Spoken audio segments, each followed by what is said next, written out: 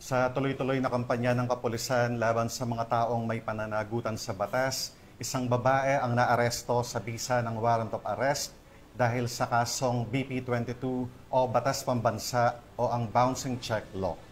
Kabilang din ang nahuling suspect sa top 1 most wanted person sa bayan ng San Manuel, Tarlac. Narito ang balita ni Police Corporal Anthony Pico.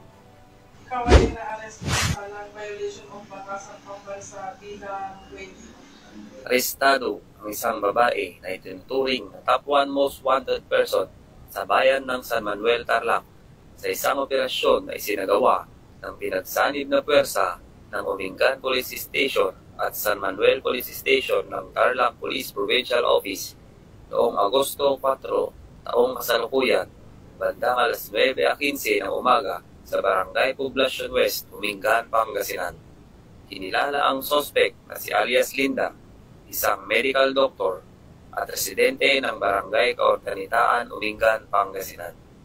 Naresto siya sa bisa ng bench warrant of arrest na inisyu ni Honorable Lionel La Realeza E. Dunuan, presiding judge ng MTC, 1st Judicial Region sa Lingayen, Pangasinan, noong Hulyo 15, taong kasalukuyan.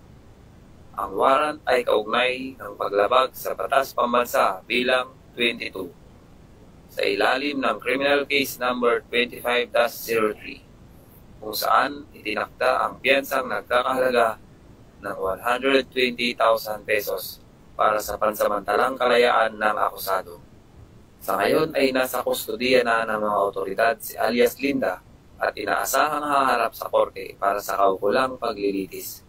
Patuloy naman ang paalala ng kapulisan sa publiko na makipagtulungan sa mga otoridad upang mahuli ang mga individual na may kinakaharap na kaso sa batas. Mula dito sa Ilocos Region, ako ang inyong PNN correspondent, Police Corporal Mark Anthony Pico, alagad ng batas, taga-taguyod ng balitang pulis.